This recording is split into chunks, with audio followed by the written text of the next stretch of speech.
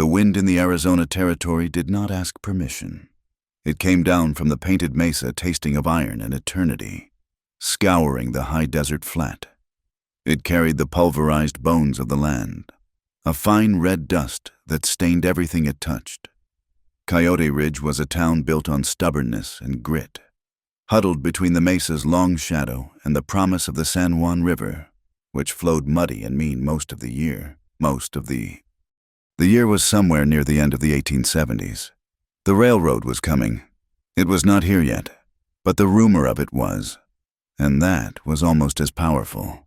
The rumor was a distant whistle, a thin scream of progress that promised mail twice a week and ice in the summer. But there was another sound, older and heavier, from the Dine communities settled in the canyons. On nights when the wind died, one could hear the steady heartbeat of the powwow drum. The drum said the land was not empty. The whistles said it soon would be. The two sounds hung in the air, refusing to mix. Kai Nez heard both sounds. He lived apart from the town, down by Cottonwood Creek, where the water ran clear over smooth stones. He had once worn the blue coat of an Army scout. He had worn the metal badge that proved his loyalty to men who did not understand the land they claimed to map. He had given that badge back. He had buried it. In fact, near a place he no longer visited. He sought Hosho. The word meant balance. It meant harmony. It meant walking in beauty.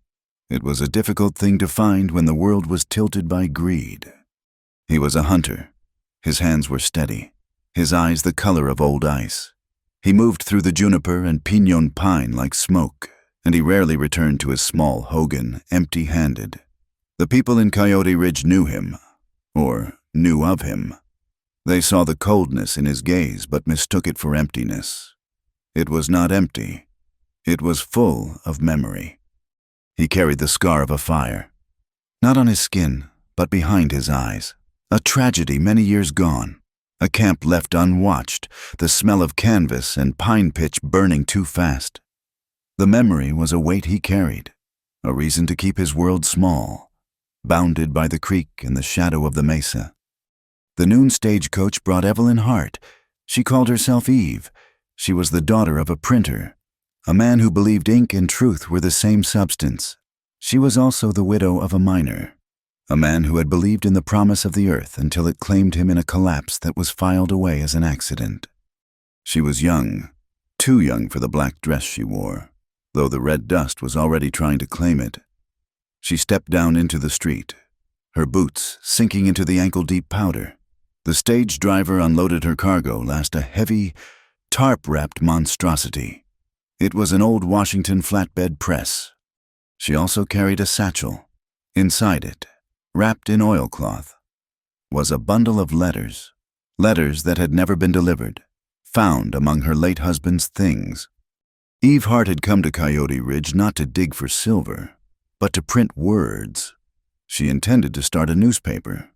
It was a thin shield against the kind of rumors that could get a man killed in a dark shaft, and it was a way to earn a living. She was tired of being silent, and she was tired of being poor. The town was already vibrating with a different kind of hope. It was a feverish whisper that passed through the saloon and the general store. Silver, not just dust, but thick veins of it, running under Spirit Canyon. Spirit Canyon was sacred ground to the Dine. It was where they gathered herbs, where their ancestors had painted stories on the sandstone walls. To the new arrivals, it was just difficult terrain hiding a fortune. The rumor brought the hopeful, the desperate, and the predators. It brought men in dusty suits, carrying surveyor's tools, and men with law books tucked into their saddlebags, all representing the Red Rock Consolidated Railway and Mining Company. And it brought men like Silas Boone. He stood outside the saloon, watching the stagecoach driver wrestle with the printing press. Boone was employed by Red Rock Consolidated. He was a gunman, though he preferred the title Labor Relations. He had a quiet voice that did not match the violence in his eyes. A long, pale scar ran down the side of his neck, disappearing under his collar like a white snake. His job was simple to clear the way. He would use sarsaparilla, or he would use silver dollars, or he would use lead. He did not care which. He already owned Sheriff Pike. Pike was a man who found his courage in a bottle and his salary in Boone's pocket. The law in Coyote Ridge was whatever Silas Boone needed it to be that day. Kai knew about the rumor. He knew about Boone. He knew about Pike. He also knew that the balance was shifting. He thought of Mara Yazzie. She was a healer, a medicine woman whose knowledge of herbs and roots ran as deep as the San Juan. She was like a sister to him, the only person left who could look past the ice in his eyes and speak to the man behind them. Mara was the one who always reminded him of ki, kinship, family, the web of duty that held their people together. It was not just blood. It was a responsibility to the land and to each other. Kay was the reason he had stopped scouting for the army, and it was the reason he watched the town with such careful dread. The town was a raw wound. It was built of unpainted wood and canvas, a place of hard edges and harder bargains. Dialogue was sparse. A man was judged by the quality of his horse and the silence he kept. Nature was not a backdrop. It was a character. The sun was an enemy. The wind was a prophet. The tension between the white prospectors in their muddy boots and the quiet presence of the Dene, who moved through the town trading wool for flour, was a wire drawn tight. Eve Hart rented a small, abandoned adobe building that had once been a tack shop. The air smelled of old leather and mouse droppings. For 2 days, she fought the dust. She swept. She scrubbed. She used precious water to clean the mechanisms of her press. She was exhausted. Her hands were raw. She was utterly alone. On the 3rd night, she was sorting through the few possessions she had brought, items mostly belonging to her father. Among them was an old leather tube containing maps. He had been a traveler before he settled down to printing. She unrolled one, a map of the Arizona Territory drawn almost 10 years prior. It was detailed, showing the waterways and canyons. She recognized the shape of the painted mesa and the curve of the river. She saw Spirit Canyon, and she saw the handwriting. At the bottom, in her father's familiar, precise script, was a note. It was not written to anyone in particular. It was a warning, left for himself, or perhaps for her. It read, "Do not trust the man who calls sacred land cheap." Evelyn Hart sat on the dusty floor of her new life. The lamp flickered, a small, weak light against the enormous dark of the high desert. She held the map, her fingers tracing the words. She had come here to fight rumors, to build a small wall of dignity against the poverty that nipped at her heels. She looked at the heavy, silent press across the room. She realized, with a cold certainty, that her father had left her more than a machine. He had left her a compass, and she was already standing in the middle of the storm. The map lay open on the floor, a pale square in the thin moonlight. Eve Hart had not lit the lamp again. She sat with her back against the cold adobe wall, the satchel containing the letters pulled tight against her chest. It was her first night in Coyote Ridge, and the silence of the high desert was a living thing. It was a silence so profound it seemed to have a weight, pressing against the thin glass of the window. Then the silence broke. It was not a loud noise. It was the sound of dry wood complaining, a soft splintering at the back door of the shop. Eve froze. Her heart climbed into her throat. She was alone. The shop was at the end of the dusty main street, isolated. A shadow moved past the front window. Then another. "She is in here," a man's voice whispered, rough as burlap. "He said she would be." The back door groaned, and the lock, old and brittle, gave way with a sharp crack. 2 men spilled into the darkness of the shop. They smelled of whiskey and sweat. One of them struck a match, the sudden flare blinding Eve. His face was pockmarked, his eyes small and greedy. He saw her huddled by the wall. "There she is, the widow." The other man, larger and slower, lit a lantern he carried. The yellow light threw monstrous shadows of the printing press onto the walls. "Give us the packet," the pocked man said. He took a step closer, his hand resting on the butt of a pistol. "I do not know what you are talking about," Eve said. Her voice trembled, but she kept it low. "Do not play dumb. Mistress, the packet, the one from your husband, got a Pinkerton seal on it, and one from the Department of the Interior. Hand it over, and we will just take the press. We will leave you be." "I have no packet," she whispered, clutching the satchel. The man lunged, grabbing her arm. "Lying will not help you." He tore the satchel from her grasp and threw it to the larger man, who fumbled with the clasp. "It is just letters," Eve cried, scrambling to her feet. "Just old mail." The pocked man raised his hand to strike her. "You think we are fools?" A pebble hit the tin roof above them. It was a sharp tink that cut through the tension. "What was that?" the big man whispered, his head snapping up. "It is nothing," the pocked man hissed. "A bird." Another pebble hit, this time against the side window. Clack. "Someone is out there," the big man said, his voice rising in panic. He dropped the satchel, the unread letters spilling onto the floor. "Shut up and check the alley," the pocked man ordered. "I will handle her." The big man drew his gun and lumbered toward the broken back door, holding the lantern high. He stepped out into the alley. For a moment, there was nothing. Then a choked grunt, a heavy, wet thud, and the lantern crashed, extinguishing the light. The pocked man swore, spinning toward the door, his pistol now in his hand. "Abel, what is it?" He stared into the black square of the doorway. The alley was silent. Kai Nez moved from the shadow of the printing press. He had come in through the front, his moccasins making no sound on the wood floor. He moved like water flowing in the dark. The pocked man sensed him too late. He turned, his gun rising. Kai's hands shot out, not for the gun but for the wrist. He gripped the man's arm, twisting it in a way that bone was not meant to go. The man screamed as the gun fired, the bullet tearing harmlessly into the adobe wall. Kai did not stop.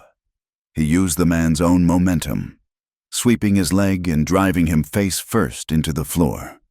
The man's head hit the leg of the iron press with a sickening crack. He went limp. Kai stood over him, breathing evenly. He had not made a sound. Eve was pressed against the far wall, her hand over her mouth, her eyes wide with terror and disbelief. Kai looked at her. He said nothing. He walked to the back door and peered out. The alley was empty, save for the large man, who was slumped against a rain barrel, unconscious. His pistol was 10 feet away. Kai turned and looked back up the alley. The second man, the one who had fled, was just a fading sound of boots on hard-packed earth. He had dropped something in his panic. Kai stepped out, picked it up, and walked back inside. He nudged the unconscious man with his boot, then looked at Eve. "Light the lamp," he said. His voice was quiet, a low rumble. Eve's hands were shaking so badly she could barely strike the match. The wick caught, and a weak glow pushed back the shadows. The pocked man was unconscious, bleeding from his scalp. Kai was holding a torn piece of oilcloth. It was the corner of a larger packet, but attached to it was a thick envelope, mostly intact, bearing the red wax seal of the Department of the Interior. He held it out to her. She took it. Her fingers found the tear. Inside was not a letter, but a folded map and a document. She spread them on the dusty counter. The document was a treaty, a bill of compensation for the Dine tribes of the San Juan region, in exchange for relocating from their lands. Specifically, Spirit Canyon. The amount offered was insulting, $500 for an entire canyon. The map was what held Kai's attention. It was a survey map, showing a proposed route for the Red Rock Consolidated Railway. It did not follow the river, as the public route did.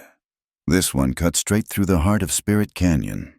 And, at the bottom of the treaty, as a witness for the territory of Arizona, was a looping, arrogant signature she recognized from her husband's papers. Sheriff Pike. "My husband," Eve said, her voice hollow. He died in a mining collapse. They called it an accident. She traced the signature with her finger. He was not just a miner. He was collecting this, was not he? He was gathering proof. The cold dread in her stomach turned to a slow, burning anger. His death had not been an accident. It had been an execution. Kai did not look at the signature. He looked at the map. His face, usually so controlled, was tight with a cold fury. He touched the line that desecrated the canyon. This is where the holy people touch the stone, he said, his voice barely audible. It is where we go to pray for the rain, for our children. It is not for... He looked at the treaty, his contempt clear. It is not for sale. He looked at Eve. These men will come back. I know, she said. This is not your fight. They made it my fight when they killed my husband, and they made it my fight when they broke down my door. Kai considered this. He felt the pull of care, the responsibility to his people and his land. This woman, this Bilagana, was a complication, but the paper she held was a snake, and it was coiled at the heart of his home. I will look into this, he said. He was not agreeing to help her. He was agreeing to protect the canyon. This is a debt to the land. In the noisy light of the saloon, Silas Boone listened to the man who had run. The man was panting, terrified. He was like a ghost. Mr. Boone, he took Abel down without a sound. I ran. Silas Boone took a slow sip of his whiskey. He set the glass down with a quiet click. The scar on his neck seemed to pulse. And the packet... We did not get it. The widow. She had it. I dropped a piece when he... Boone raised one hand, and the man fell silent. You failed. Mr. Boone, please. Get out! The man scrambled away, relieved to still be breathing. Silas signaled the bartender for another drink. He was not angry. He was methodical. The printer was a problem. The packet was a bigger one. He had to assume she had it all. He finished his drink, walked to the back room, and spoke to two of his men. There is a new bounty. The woman who runs the print shop. I want her gone, and I want whatever papers she has. $1,000 for the press wheel. $2,000 for her head. The next morning, Sheriff Pike visited the print shop. The back door was boarded up. Eve had not slept. Pike filled the doorway. He was a large man, his belly straining his waistcoat, his badge pinned crookedly. He smelled of stale liquor and cheap cigars. Morning, Mistress Hart, he said, his smile not reaching his eyes. He stepped inside, looking around. Just doing my rounds, making sure all our new businesses have the proper permits. He leaned against the press, his hand resting on the iron frame. This is a heavy piece of equipment. Dangerous things. Things happen around machinery. Accidents. Eve stood on the other side of the press, her hands balled into fists. I have my bill of sale and my territorial charter. Sheriff. I am sure you do, he said, his eyes drifting to the spilled letters, which she had not yet gathered. It is a tough town. Coyote Ridge. A woman on her own. People get the wrong idea. They might think she is involved in things that are not her concern. Eve met his gaze. The fear was still there, a cold knot in her stomach. But the anger was hotter. And people might think the law is here to protect them, not to act as a whip for the man who pays the most. Pike's smile vanished. His face darkened. You are smart. Too smart. I suggest you pack up this junk and take the next stage back to wherever you came from. This desert eats smart people for breakfast. He pushed himself off the press and walked to the door. Consider that a friendly warning. He left. Eve let out the breath she had been holding, her legs threatening to buckle. An hour later, Kai appeared at the door. He did not knock. He simply was there. He held a bundle of fresh rabbit and some dried corn. I saw the sheriff leave, he said. He threatened me. You are in danger. The men from last night worked for Boone. Boone works for the railroad. He placed the food on her counter. You should leave. Go to Prescott. Let the wind blow this over. Eve looked at the food. It was the first act of kindness she had received since arriving. Then she looked at her press. If I run, she said, her voice gaining strength. Men like him and Boone win. This press is all I have. The words are all I have. They killed my husband for a piece of paper. I will not let them kill me for one. She turned to him. You said the canyon is sacred. You said it is where your people pray. I need to understand why. I cannot just print that the railroad is wrong. I have to print why. She took a steadying breath. Take me to one of your elders. I want to hear the story of Spirit Canyon. Kai studied her for a long time. The wind whistled through the crack in the window, carrying the red dust. He saw the fear in her, but beneath it, he saw a core of iron, as strong as the frame of her press. He saw the same stubbornness that kept his own people tied to this hard land. He gave a single, sharp nod. We leave at dusk. They stood in the dusty light of the shop. A dying hunter who had renounced the white man's world and a white printer who had just declared war with it.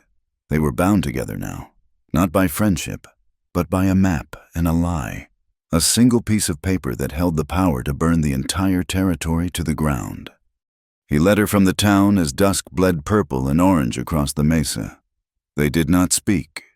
Kai moved with a liquid economy of motion, his feet finding paths in the twilight that Eve's eyes could not see. He did not take her to the large dine settlement by the river.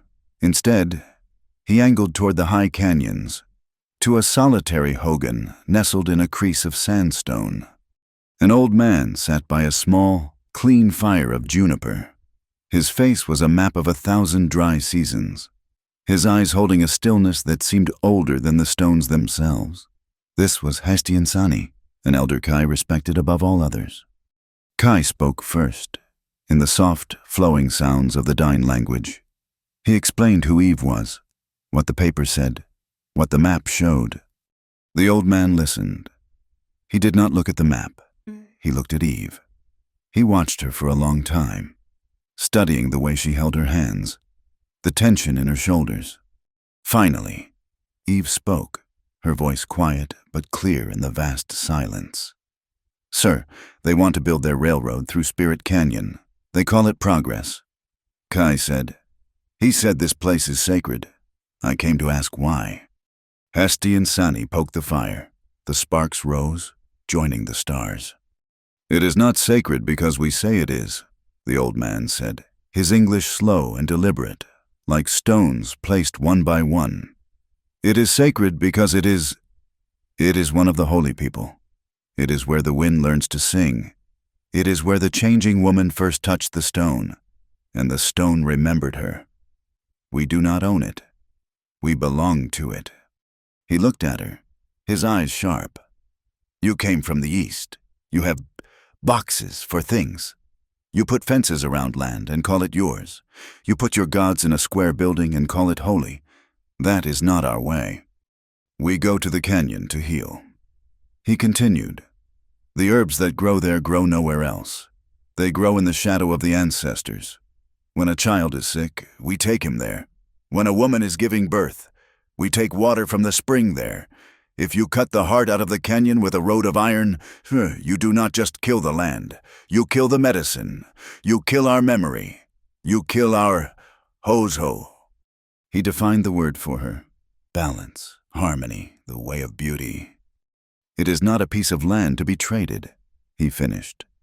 It is the string that holds our beads together. Without it, we are scattered. Eve sat in the presence of that truth.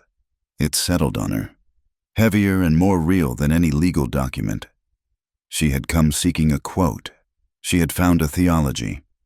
I will print this, she said, her voice thick. I will print every word you said. I will not cut it. I will not change it. Kai, who had been standing guard by the edge of the firelight, watched her. He saw no deception in her face. He saw only a fierce, tired resolve. A small, almost imperceptible muscle moved at the corner of his mouth. It was the ghost of a smile, brief and profoundly sad. He knew what that promise would cost her. She worked for 2 days. She was a woman possessed. She sorted her blocks of lead type, her hands black with ink. She measured her columns, her mind translating Hastings-Sani's careful words into cold, hard metal. The physical labor was a comfort. The mechanical clack of the type galley, the smell of the ink, the heavy, rhythmic pull of the press handle. This was her church. This was her weapon. She set the headline in the largest type she had, "Railroad and Sacred Land," and beneath it, a question that was an accusation. Are we buying the priceless cheap? She fed the paper, pulled the bar, slid the paper out, over and over. By the 3rd morning, she had a stack of nearly 200 newspapers.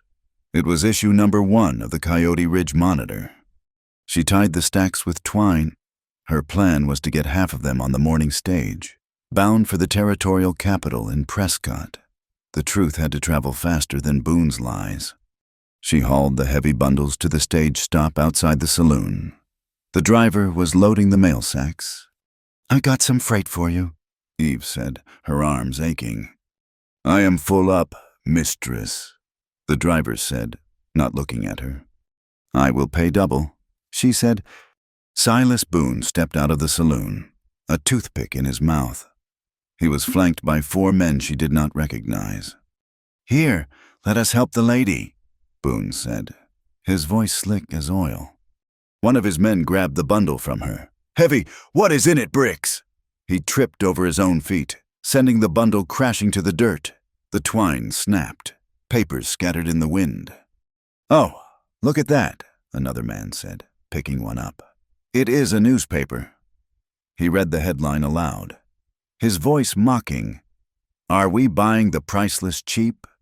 A small crowd of prospectors and railroad men had gathered, drawn by the commotion. "What is this filth?" the man shouted, holding the paper high. "This woman is trying to stop the railroad.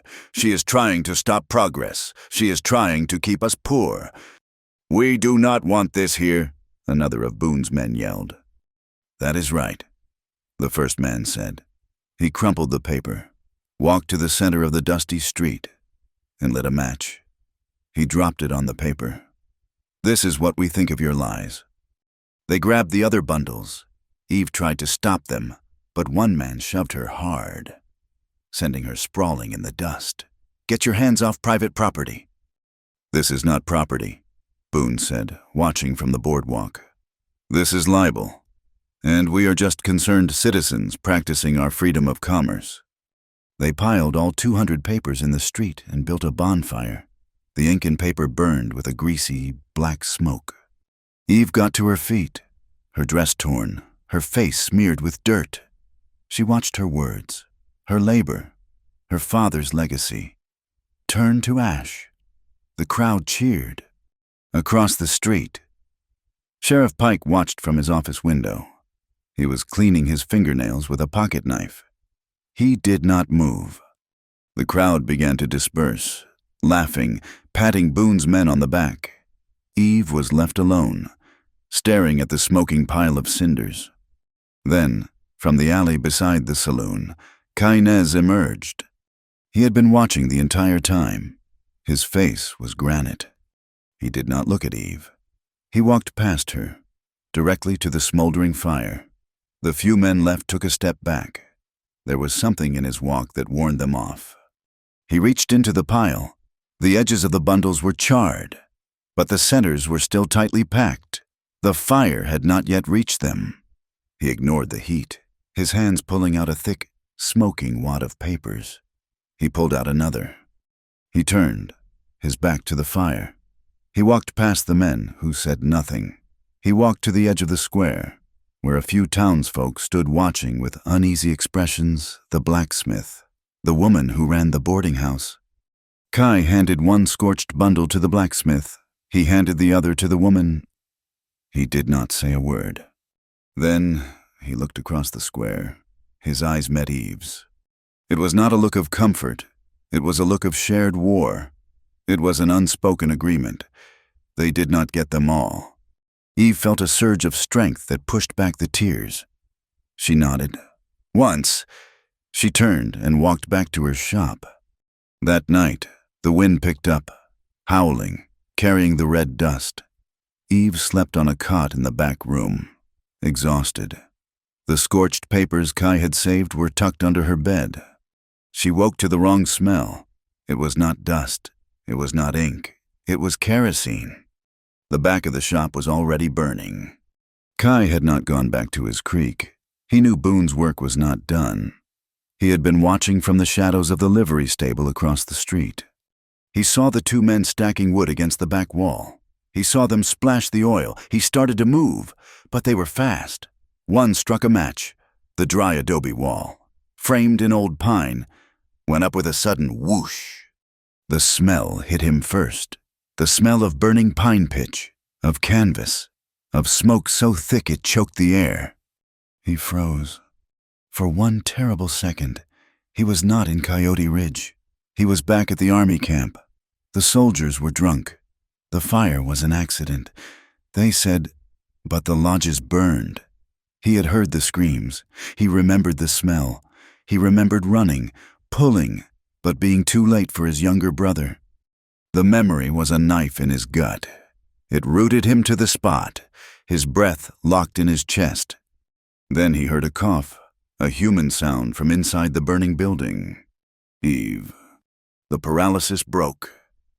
Hozo! The balance was broken!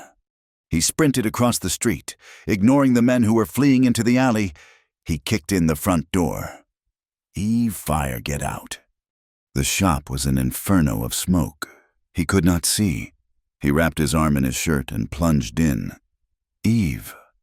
Here! Her voice choked. She was on her knees, coughing, trying to crawl. He found her, grabbed her arm, and hauled her to her feet. We are going. He pulled her toward the door. She dug in her heels. The press! She screamed, her voice raw. We cannot lose the press. It is iron, it will survive, he yelled back, the smoke searing his lungs. The roof was crackling. No, they will take it. It is all I have. Help me. He looked at her, her face black with soot, her eyes wide with a desperate, insane plea.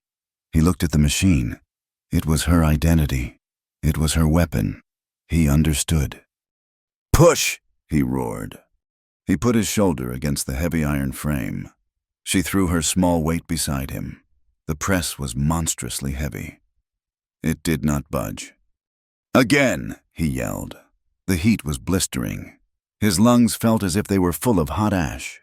He thought of his brother, of being too late.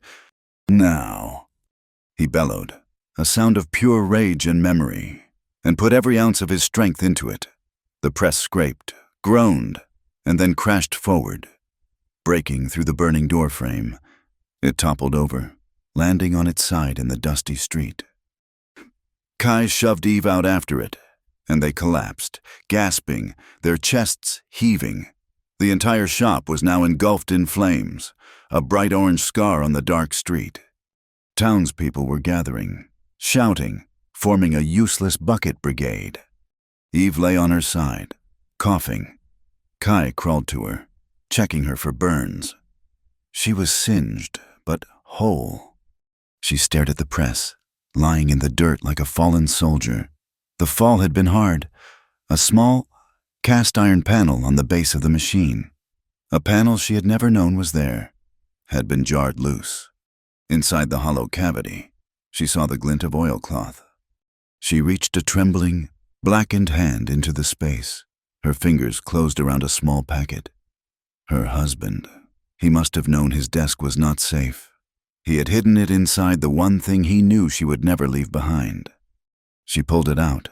It was damp with soot. She unwrapped it. It was a copy, a perfect, handwritten copy of the Pinkerton agent's letter, and a second copy of the fraudulent treaty. He had made a backup. He had known they would come for him.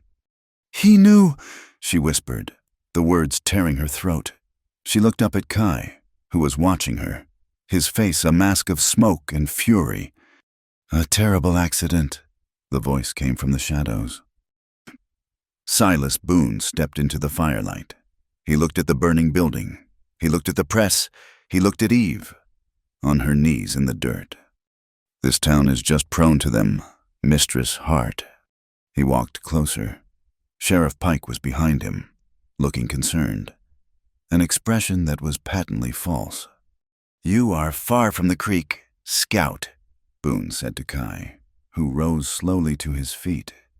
Boone ignored him and focused on Eve. "I will make this very simple. You have something that belongs to my employer. I know you found it in your husband's things. I know you have a copy. Give it to me." "Go to hell," Eve rasped. Boone's smile did not flicker. "I will be more generous than you deserve. You have 3 days. Return the papers to me. All of them. In 3 days. The Red Rock survey team arrives. They will be armed." He knelt, bringing his face close to hers. "Give me the papers, and we will compensate you for your loss. You will take your press and you will leave. And if I do not," the smile vanished, "then the survey team will proceed, and if anyone, white or Navajo, gets in the way, the railroad will be built over their corpses. Am I clear?" He stood up, brushed the dust from his knees, and tipped his hat. 3 days, Mistress Hart." He turned and walked away, melting back into the darkness. The knot was pulled tight. The deadline was set. The fire roared, consuming the last of her shop, leaving only the press, the promise, and the approaching war. The press was a black carcass in the dawn light. It lay on its side in the main street of Coyote Ridge, a monument to the previous night's violence. The ashes of Eve's shop were cold, a gray and black smear against the adobe wall. Eve had been given a room at the boarding house by the woman Kai had handed the papers to. She had not slept. She sat on the thin cot, the hidden oilcloth packet heavy in her lap. She had won the battle for the proof, but lost the war for her business. Kai had not stayed in town. The smell of the smoke, the sight of the flames, had driven him out. He rode hard back to Cottonwood Creek, the memory of the fire licking at his heels. He needed the clean, cold water of his home to wash the feeling away. He knelt by the creek's edge, the sun just beginning to touch the high mesa. He cupped his hands to drink. He froze. The water was wrong. It was shallow. His creek, usually full and swift from the canyon springs, was a weak trickle. The stones on the bank, usually dark and wet, were pale and dry. He stood. He looked upriver, toward the high, jagged mouth of Spirit Canyon. The map, the surveyors, the 3-day ultimatum. It was not a proposal. It was not a threat. It was a progress report. They were already there. He rode back to town, his horse kicking up red dust. He did not knock on the boarding house door. He waited on the porch. When Eve emerged, her face pale and smudged, he did not waste words. "They have already started," he said. "What?" "The water. They have choked the creek. They are in the canyon now. We are not waiting." She only nodded. She gathered her bonnet, her precious notebook, and the pistol her husband had left her. She met him at the livery. He did not take her by the main path. He led her horse up a steep game trail, a path known only to hunters and the dine. The sun was rising, setting the sandstone walls ablaze with color, deep ochre and blood red. The canyon opened up before them, vast and silent. It was, Eve thought, a cathedral. It was not built of stone. It was the stone itself. The wind moved through the high pillars, not howling, but whispering. "This is the place Hasty and Sonny spoke of," Kai said, his voice low. He pointed to a fissure in the rock.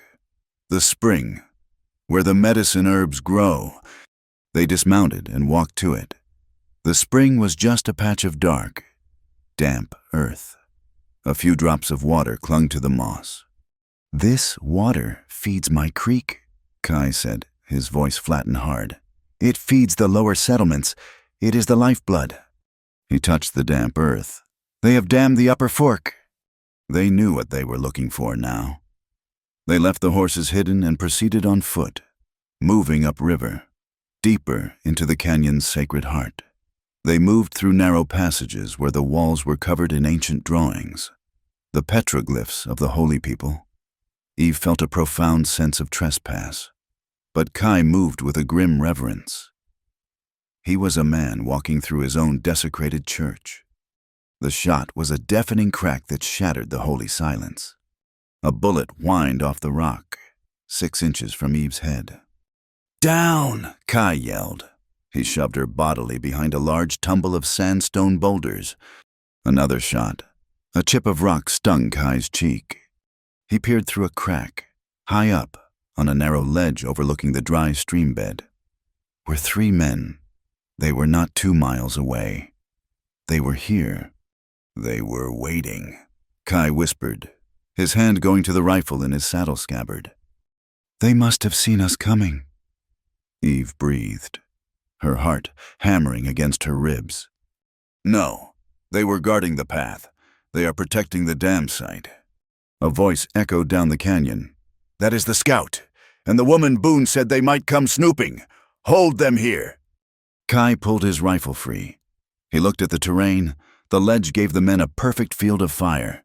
He and Eve were pinned down. "I am going to draw their fire," he said. "When I move, you stay here. Do not show yourself." "Kai, no." But he was already gone. He slipped from behind the boulders, running low, zigzagging across the open stream bed toward a stand of piñon pine. The rifles roared. Bullets kicked up dust at his heels. He moved like a lizard, fast and fluid, using every dip and swell in the ground. He reached the trees and disappeared. The canyon fell silent again. The gunmen on the ledge scanned the trees, their rifles ready. "Where did he go?" one shouted, his voice nervous. "He is in the trees. Flush him out." One of the men on the ledge exposed himself, stepping to the edge to get a better angle. He raised his rifle, aiming into the shadows of the pines. Eve watched from the rocks. She saw the man take aim. She saw the clear, easy shot he had. She pulled her husband's pistol from her belt. Her hands were shaking violently. The memory of the men breaking down her door, the smell of the fire. But her eyes were fixed on the man. Hasty Insani's words, "The string that holds our beads together." Her eyes firmed. Her hand steadied. She was not a killer, but she was not a victim. She aimed, not at the man, but at the rock face beside him. She pulled the trigger. The pistol's crack was sharp and loud. The bullet hit the sandstone, exploding in a spray of rock chips that struck the gunman in the face. He cried out, dropping his rifle and clutching his eyes. "She is shooting." It was the only distraction Kai needed. He had not stayed in the trees. He had used them as a distraction, circling up a narrow fissure in the canyon wall that the scouts did not know existed. He emerged behind their ledge. The fight was brief and brutal. The first man was still rubbing his eyes when Kai's rifle butt took him in the back of the head. The second turned, firing wildly. But Kai was already on him, disarming him with a blow to the wrist and sending him tumbling. The third man, the one who had been shouting orders, was left. He was younger than the others, and he wore spectacles.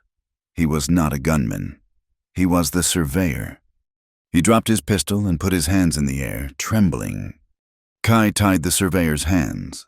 The other 2 gunmen were unconscious or had fled. "The dam," Kai said, his voice a low growl. "Where is it?" 2 miles up, the surveyor stammered, his face white with terror. "At the upper fork. It is just a cofferdam, a temporary one, to check the flow." Eve had climbed up to the ledge, her own pistol still smoking. "Check the flow for what?" The surveyor looked from Kai's icy stare to Eve's soot-stained face. "He broke." "For the spring rains," he choked out. "The spring rains are due in a month. The plan is to let the canyon do the work. The cofferdam will hold the water, but the real plan is to blast the canyon walls just above it, To create a natural disaster. That is what Mr. Boone called it. Eve felt sick. A natural disaster. It will scour the lower settlements, the surveyor said, the words tumbling out. The flood will wipe the Navajo camps clean. Red Rock gets the land. No treaty, no fight, no witnesses. Just an act of God. Eve pulled out her notebook and pencil. Her hands were perfectly steady now. She began to write, her pencil flying across the page in her father's shorthand. She recorded every word, the date, the time, the confession. Who else knows? Kai demanded. Just Boone and... The surveyor stopped. The sound of horses echoed from the canyon floor. Well, what have we here? Sheriff Pike rode into the clearing below the ledge, flanked by 2 deputies. He had, it seemed, been following the railroad men all along. Looks like a bit of trouble, boys, Pike said, dismounting. He looked up, his eyes hard. Sheriff, Eve called down, her voice clear. This man just confessed. He is part of a Red Rock team. They are building an illegal dam to flood the Dine settlements. It is a conspiracy to commit murder. Pike looked at the surveyor. He looked at Eve, and he laughed, a short, ugly bark. Mistress Hart, you have a wild imagination. He and his deputies climbed the path to the ledge. Pike walked straight to the surveyor and, with his pocket knife, cut the man's ropes. You are lucky we came along, son, Pike said, patting the man on the back. These 2 are known agitators. They have been trespassing on railroad property. You were just defending yourself. The surveyor scrambled to his feet, rubbing his wrists, and hurried behind the deputies. Pike turned, his thumbs hooked in his belt. His eyes settled on Kai. His hand was resting on the butt of his pistol. I told you, Scout, Pike said, his voice soft and deadly. Do not play the hero. This is white man's business. This is territorial commerce, and you are interfering. You are on railroad land. Get out. He then looked at Eve, who was still holding her notebook. And you, writing in your little book, you print 1 word of this, 1 single word, and I will arrest you for libel. I will arrest you for inciting a riot, and I will burn that press of yours to a puddle of iron. He spat on the rock. Now, go! He and his men half slid, half climbed down the path, taking the surveyor with them. Their laughter echoed back up the canyon. Eve and Kai were left alone on the ledge. The silence that returned was heavy, poisoned. The confession was useless. The law had just declared itself the enemy. Eve finally looked at Kai. He was leaning against the canyon wall, his face pale beneath his dark skin. His left sleeve was dark and wet. You are hurt, she said. It is a graze. A bullet had torn through the flesh of his upper arm. Let me see. She tore a clean strip from her petticoat. She unbuttoned his sleeve and gently cleaned the wound. It was a long, ugly gash, but the bullet had passed through. Why? She whispered, her hands working, her eyes focused on the task. Why do you do this? You live alone. You could be safe. Pike will kill you for this. Kai watched the wind move through the canyon below. He thought of Hastiansani. He thought of the fire. Ke, he said. What? It is a Dine word. It means kinship, family. Mara Yazi, our healer. She reminds me, it is not just the blood you are born with. It is the responsibility you choose. He looked at the canyon wall, at the ancient drawings. This is my blood. This is my family. He looked at her ink-stained hands, now stained with his blood. You are 2 now. They could not go back to town. They were fugitives. Kai knew a place, a high ledge, a shallow cave hidden by juniper, where they could be safe for the night.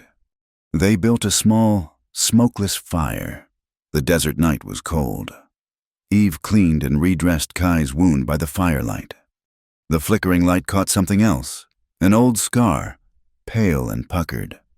On his right shoulder, a burn.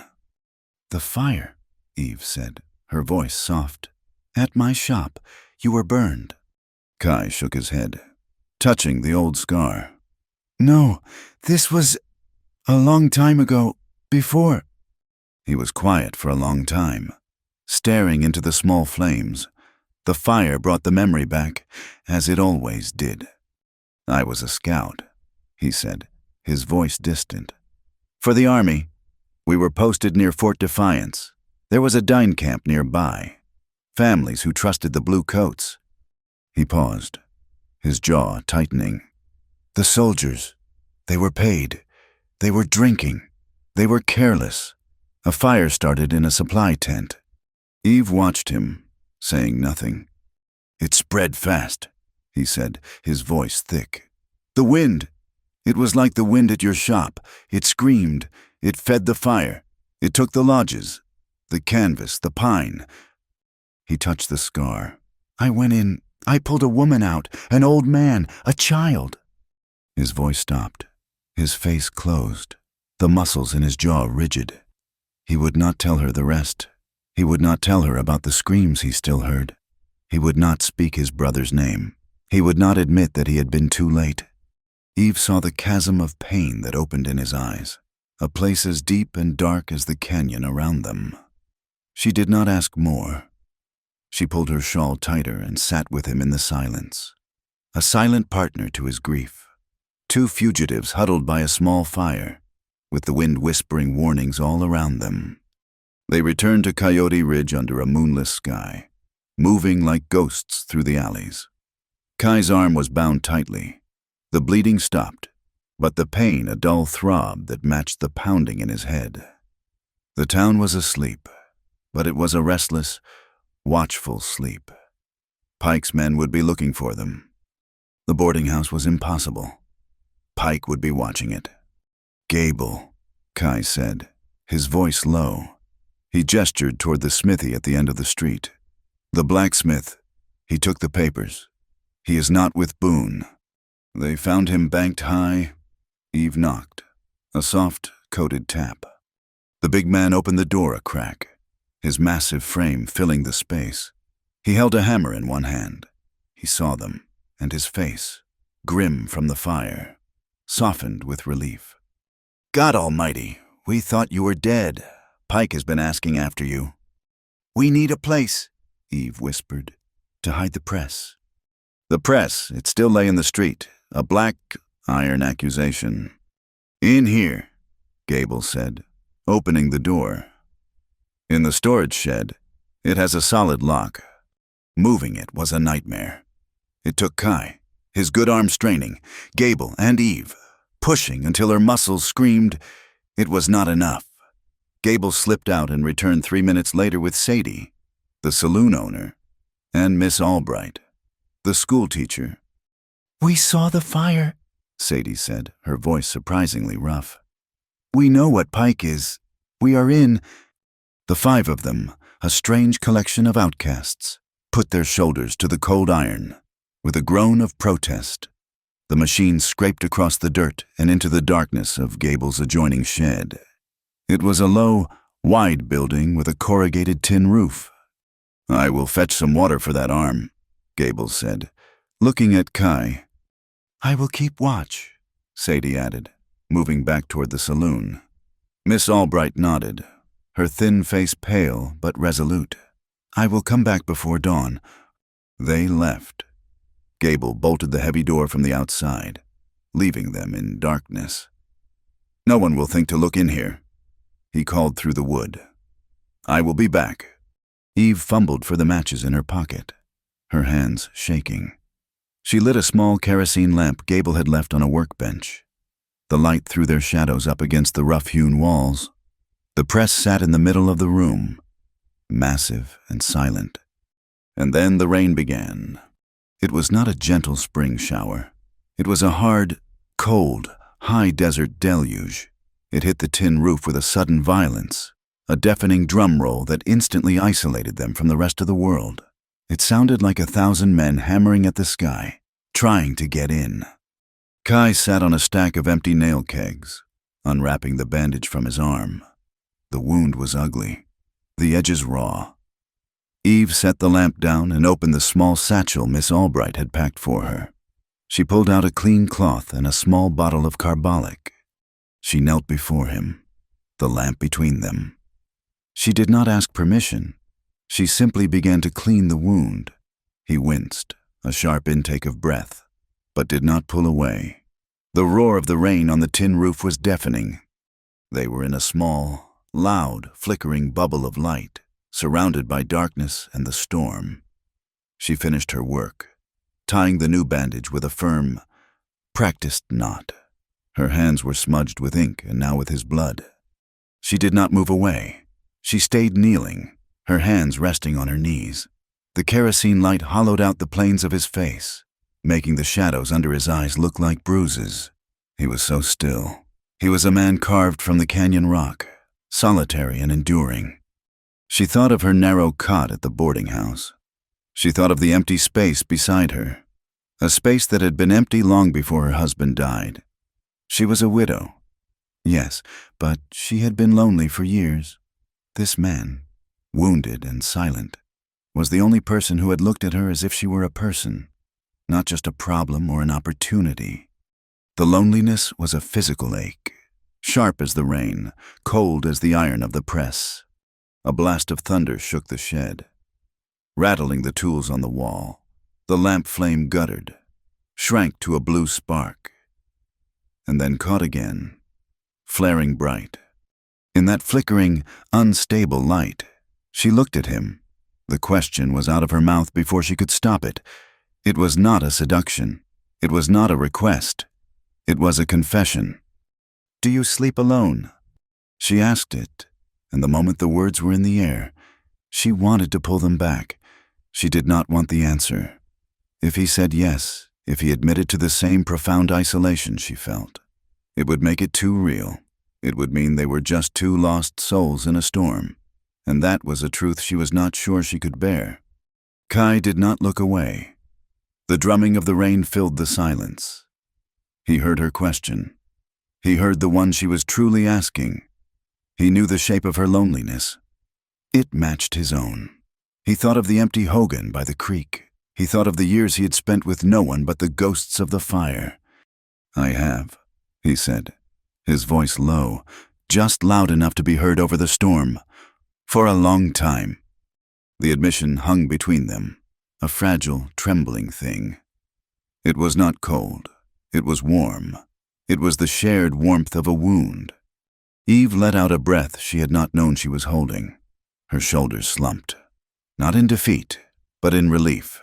She was not the only one.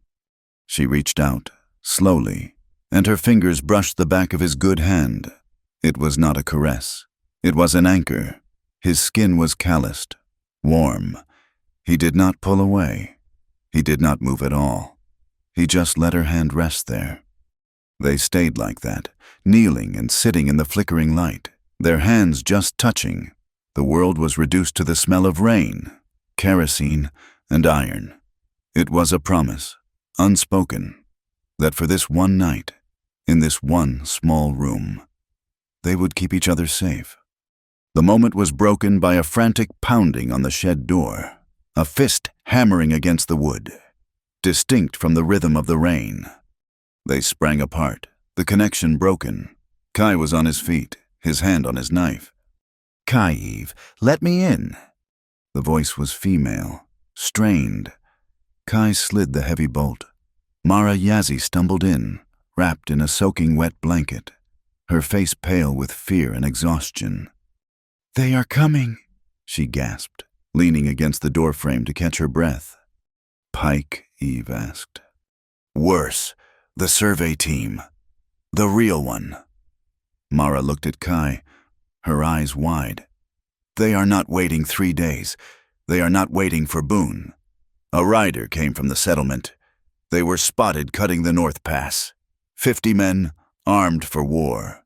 They will be at the mouth of Spirit Canyon at dawn." The timeline had collapsed. Dawn was 3 hours away. The intimate quiet of the shed was gone, replaced by the harsh reality of the coming fight. "They are moving fast," Eve said. her mind racing. Pike must have told them we know about the dam. They are not taking any chances. They are going to finish it now. We cannot fight 50 guns, Kai said, his voice flat. He was already checking his rifle. No, Eve said. She looked at the press. It was no longer a fallen soldier. It was a cannon. We cannot stop them with guns, but we can stop them with this. She grabbed the oilcloth packet from her satchel. We print, right now. We print the surveyor's confession. We print the treaty. We print Hastings-Sani's words. Eve, there is no time, Mara said. Who will read it? Everyone, Eve said, her eyes blazing with a cold fire. She grabbed a wooden mallet and smashed the lock on Gable's supply cabinet. She pulled out a ream of thick, brown wrapping paper and a can of axle grease. This is our paper, and this. She mixed the grease with the last of her black ink, creating a thick, crude slurry. This is our ink. It is a field edition. A broadside. Mara, go get Gable. Get Sadie and Miss Albright. We need every hand we have. Mara hesitated, then saw the resolve in Eve's face. She nodded and slipped back out into the storm. While they waited, Eve worked with a speed that was almost frightening. Her hands flew across the type case, grabbing the lead letters, slamming them into the composing stick. She was not setting neat columns. She was setting a war banner. Dam on sacred land. Boone plans flood to kill Dine families. Sheriff Pike signed the proof. Mara returned with the blacksmith, the saloon owner, and the school teacher. They looked at the press, at Eve, at the crude ink and paper. It is a battle, Eve said, not looking up from her work. And this is how we fight. Mr. Gable, you and Sadie have the arms. You will ink the plate and pull the lever. Miss Albright, you know this town. You will run. You will put one of these on every door before the sun is up. Kai, Mara, I need you to guard that door. They became a machine. Kai and Mara stood by the door, rifles ready, listening to the rain and the sounds of the street. Inside, there was a new rhythm. The clack of Eve locking the type, the wet slap of Gable spreading the crude ink, the heavy thud and groan of Sadie pulling the press bar, the rip of Miss Albright tearing the finished sheet free. They worked for 2 hours. A stack of brown, greasy, and powerful papers grew on the floor. In the saloon, Silas Boone was not sleeping. He knew the dawn was critical. He needed leverage. He needed to silence the elders. He found Nesba in a back room, losing his last $2 at a card game. Nesba was young, his face already showing the weakness for liquor and cards. He owed the house, which meant he owed Boone. Boone sat down. He did not speak. He placed a heavy leather pouch of silver dollars on the table. The sound it made was soft, but final. Nesba looked at the money. He looked at Boone. I need to know 2 things, Boone said, his voice quiet. I need to know where Hastings-Sani is sleeping. The army does not like it when the elders get agitated. And I need to know what Kai Nez is planning. Nesba's hands trembled. He thought of Kaye. He thought of Mara, who had healed his mother. He thought of Kai, who was a legend. And he looked at the silver. It was a fortune. It was freedom. The old man, he is not at the main settlement. Nesba whispered, his eyes on the pouch. He is in the high canyons, at the place of the red hand paintings. And Kai, I do not know. He is with the white woman. They are hiding. Find out, Boone said. He pushed the pouch across the table. Find out where, and the debt is paid. Nesba picked up the pouch. The weight of it in his hand felt like a stone. He nodded, his face sick, and disappeared into the rain. The shed door crashed open. Sheriff Pike stood there, rain dripping from his hat. 2 deputies behind him. Kai had his rifle level at the sheriff's chest before the man was fully in the room. Well, well, Pike sneered, stopping. A busy night. He saw the press. He saw the stack of wet papers. His face went dark. This is an illegal assembly. And that is libel. No, Sheriff, Eve said. Stepping forward, she held one of the broadsheets. Her hands were black. Her face was streaked with grease. This is a newspaper, published under the laws of the Arizona Territory, which guarantee a free press, and you, sir, are interfering with its production. That is a federal crime. Pike was stunned. He was facing a schoolteacher, a blacksmith, and a saloon keeper, all of them standing with the printer. He could not arrest them all without starting a war in his own town. You print one word, he snarled, and I will have you all in irons for sedition. Then you had better bring a bigger wagon. Sheriff, Gable said, holding the heavy inking roller like a club. Pike looked at Kai's rifle. He looked at Gable. He backed down.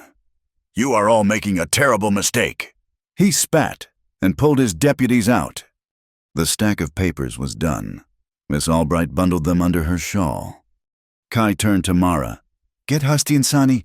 Get him away from the Red Hand paintings. Now. Nesba has betrayed us. Mara's face went pale. She understood instantly. She ran from the shed. Kai looked at Eve. The rain had slowed to a drizzle. The sky in the east was a faint, sick gray. Dawn was coming. I have to go, he said. I have to get to the settlements. I have to get the families clear of the lower canyon before that water comes. I am coming with you. Eve said, No, they will have riflemen. You will be killed. These papers are useless if I am not there, she argued.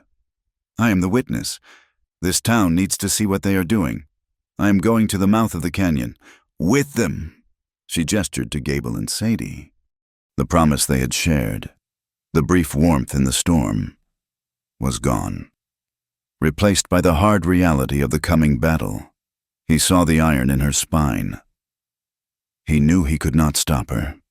He stepped close. He grasped her upper arm, his grip hard. Do not die. She met his gaze, her own just as fierce. Do not let them win. He turned and was gone, melting into the pre-dawn light. Eve Hart stood with her new, strange family, holding a stack of brown papers, the ink still wet, ready to face the guns. The dawn was a cold, gray knife edge. Eve, Gable, Sadie, and Miss Albright reached the mouth of Spirit Canyon just as the first light touched the high ridges. They were not alone. Miss Albright's desperate, pre-dawn run had worked. Nearly 20 townsfolk stood waiting.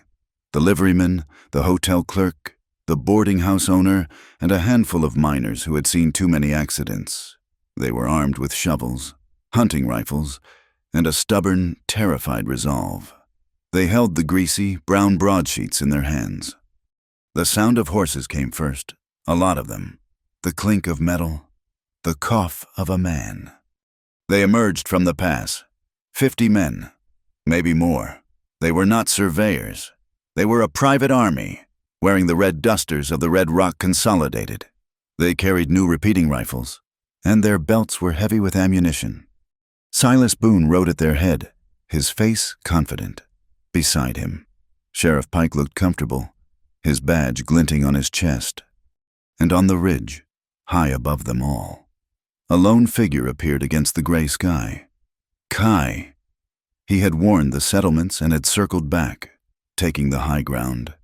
His rifle was level, aimed not at a man, but at the open space between them. Boone saw the line of townsfolk blocking the canyon. He saw Eve standing at their center, her face pale but set. He laughed, a dry, humorless sound. Well, Mistress Hart, he called out, his voice echoing in the narrow pass. You have been busy. I gave you 3 days. This is as far as you go, Boone, Eve called back, her voice clear and strong. This land is not for sale. Pike spurred his horse forward, unrolling a piece of paper. In the name of the territory of Arizona, this is an illegal assembly I order you to disperse, or you will be arrested for interfering with lawful commerce. Commerce, a miner yelled. You call this commerce? Boone's patience snapped. He drew his pistol and fired a single shot into the air. The crack of the gun was deafening, bouncing from wall to wall. The townsfolk flinched, but the line held. That is your last warning, Boone bellowed.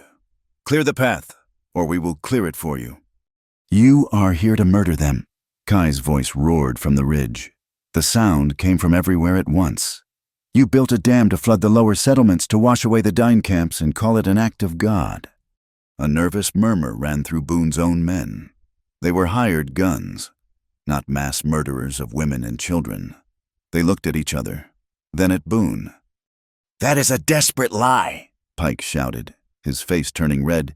He is an agitator. Is this a lie? Sheriff, Eve screamed. Stepping forward, she held up the oilcloth packet. It is a copy of the Pinkerton letter. It details the entire plan, and this is the fraudulent treaty, with your signature on it.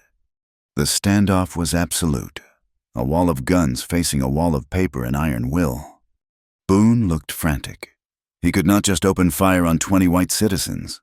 It would bring the marshals down from Prescott, and all the Pinkerton letters in the world would not save him. A movement from the rocks beside him. Nesba stepped out. He could not meet Kai's eyes. He looked only at Boone, his face a mask of shame. He pointed up the ridge, to the east flank.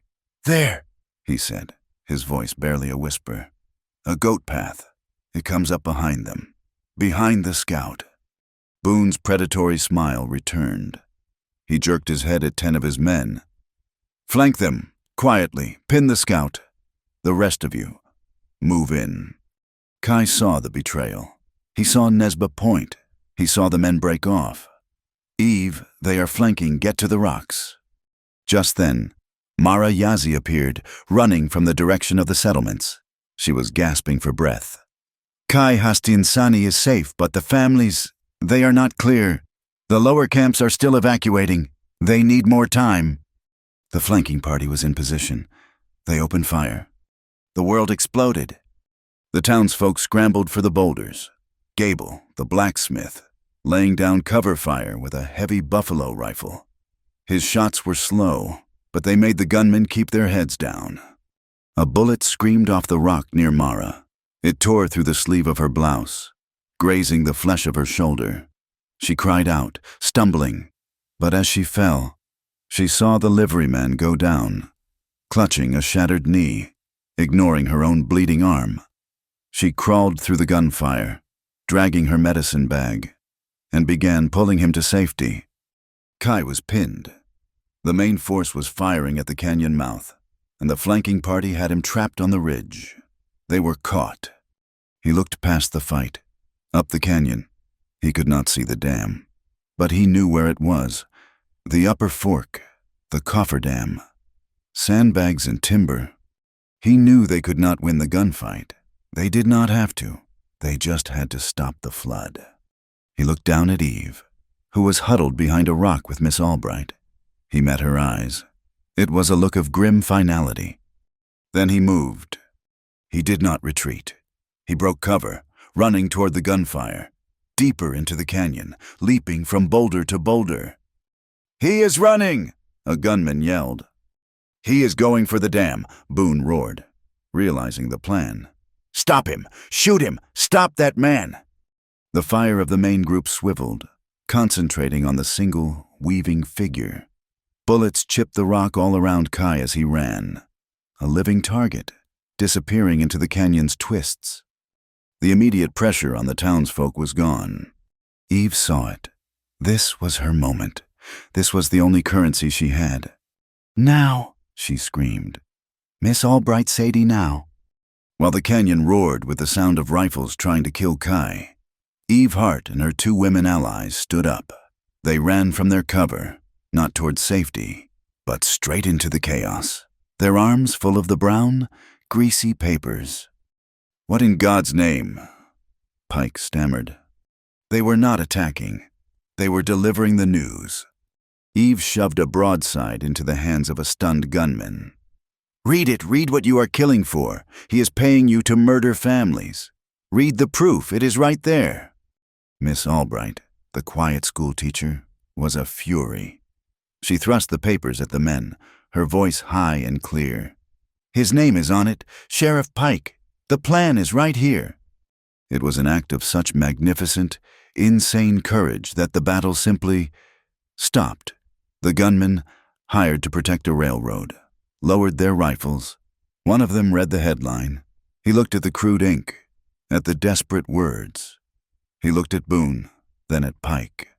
"Is this true?" he shouted at Boone. "Are we here to drown women?" "Keep firing, you fools!" Boone shrieked. But the momentum was broken. The pen had proven faster than the bullet. A mile up the canyon, Kai reached the dam. It was a 30-foot wall of heavy pine timbers and stacked sandbags, holding back the runoff from the night's heavy rain. The water was high, a deep, muddy pool straining against the wood. He saw the iron wheel for the release valve. Boone's plan had been to use dynamite on the canyon walls above the dam, creating a landslide that would send 1,000 tons of rock and water down in an unstoppable wave. Kai had no dynamite. He had his rifle. He ignored the wheel. It was too slow. He ran along the edge of the dam, bullets from the few men still loyal to Boone kicking up water at his feet. He leveled his rifle at the central locking mechanism of the valve gate, the heavy iron pin that held the pressure. He fired. The bullet sparked on the iron. He fired again. The pin shuddered. He took a breath, aimed, and fired a third time. The iron pin shattered. The wheel spun wildly. The valve gate burst open with a sound like a cannon. It was not the apocalypse Boone had planned. It was a controlled, targeted explosion of water. A 10-foot wall of churning, red, angry mud roared down the narrow canyon. It was enough. It was a flash flood, fast and terrible, but it stayed within the deep-cut banks. It would scour the lower canyon, a terrifying warning that would give the last of the dying families time to get to high ground. It would save them. But for the men at the canyon mouth, it was chaos. The water hit them at a full run. Men screamed as the cold, heavy mud tore their legs out from under them. Horses caught in the torrent, panicked. The entire canyon floor, the battlefield, was instantly transformed into a thick, sucking river of mud. The earth was roaring. Kai clung to the remains of the dam, watching the torrent. Below, the battle was over, replaced by a desperate, panicked scramble for life. Good men and bad men alike were caught. Gable, the blacksmith, had one arm wrapped around a boulder, his other holding Miss Albright, keeping her head above the rising muck. Silas Boone was still on his horse, but the animal was sinking, trapped in the mud, his retreat completely cut off. The land had not chosen a side. It was not on the side of the railroad, nor on the side of the dying. It was on the side of balance. The rain had fallen, the valve had broken, and the water had come. The canyon had cleansed itself. The canyon floor was a churning, sucking sea of red mud. The roar of the water had subsided to a thick, greedy gurgle as the earth drank the flood. Men were scattered, clinging to boulders, half buried in silt. The private army of Red Rock Consolidated was finished, its rifles lost, its ammunition soaked, its morale shattered. They were just cold, wet men staring at the mud that had almost claimed them. Gable was helping pull a dazed gunman, a man who had been shooting at him 10 minutes earlier, from a sinkhole. Sadie and Miss Albright were helping Mara tend to the liveryman, whose knee was a ruin of white bone and red muscle. Silas Boone and Sheriff Pike sat on their horses, which were struggling belly-deep in the mud. Their authority, their guns, their army, all of it had been washed away. They were just two men on trapped animals, their faces masks of pure, impotent rage. Eve Hart looked at the scene, at the disarmed men, at the exposed lie. The battle of the canyon was won, but the war for the town was not. Pike was still sheriff. The receipts were still in his office. She looked at Gable. "We are going back." Gable, caked in mud, nodded. He picked up his buffalo rifle, wiped the silt from the action, and followed her. Miss Albright stayed with Mara, her new purpose to hold bandages and boil water. They walked back into Coyote Ridge. Two mud-soaked figures. The town was just waking up, unaware of the war that had been fought and lost at dawn. Eve went straight to the sheriff's office. The door was unlocked. Pike, in his arrogance, had never seen the need to lock it. Eve... Gable started.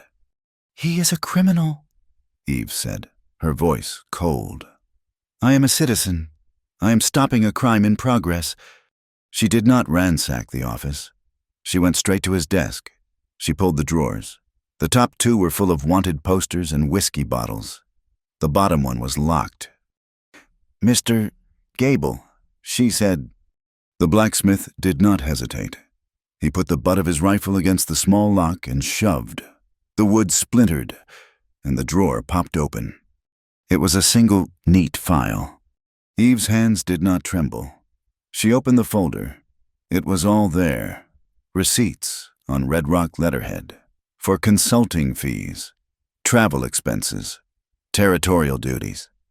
One, from 3 days ago, was for $500, paid directly to T. Pike. And beneath them, a document that made her blood run cold. It was a territorial arrest warrant. It was already signed by a circuit judge. The line for the accused was filled in with Hastiansani's name, the charge incitement to riot and public sedition. It was a blank check for illegal lynching. Pike had been ready to arrest the elder, to silence him, the moment Boone gave the word. "He was going to hang him," Eve whispered. She took the file. "Let us go." They walked into the town square. The sun was up now, burning off the morning mist. Just as they reached the center, Boone and Pike rode in, their horses exhausted and muddy. Their army straggled in behind them, disarmed, humiliated, and angry. The rest of the town was gathering. The miners who had stayed behind, the shopkeepers, the women. They saw the mud, the grim faces, and they knew something terrible had happened. Pike slid from his horse, his face black. "This is over," he snarled, trying to regain control. "All of you, go home." "Where is the money, Sheriff?" Eve's voice cut through the square. It was loud, clear, and steady. Pike froze. He turned. Eve was standing on the boardwalk in front of the general store, holding the file. What are you talking about?" he stammered. "The money," Eve shouted, for the whole town to hear. "The Red Rock money, I have the receipts." She pulled out the first paper. $500, paid to Sheriff Pike for consulting fees. What were you consulting on? Sheriff, the best way to build a dam? A low, angry murmur started in the crowd. "This is private territorial business," Pike yelled, his hand moving toward his gun. And this, Eve held up the second receipt. $200 for territorial duties. Was your duty to watch my shop burn? Was it to let Boone's men break down my door? The murmur grew to a roar. The townsfolk, who had lived under Pike's lazy, corrupt thumb for years, surged forward. Silas Boone, seeing the tide turn, tried to take command. He held up his hands. "Now listen," he shouted, his voice smooth and practiced. "We are bringing economic necessity to this valley. We are bringing a railroad. We are bringing the future. Sometimes the future is messy.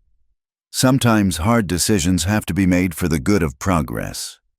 Your progress is murder." The voice was low, and it came from the alley. Kainez stood there.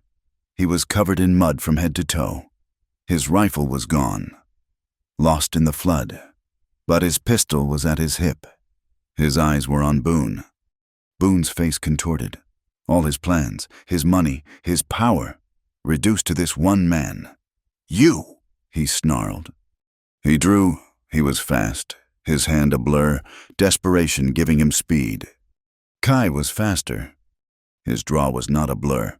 It was a single, fluid, inevitable motion. One shot, a single, sharp crack that echoed off the storefronts. It was not aimed at Boone's chest. It was aimed at his hand. Boone screamed. A high, thin sound. His pistol flew from a shattered fist, clattering into the mud.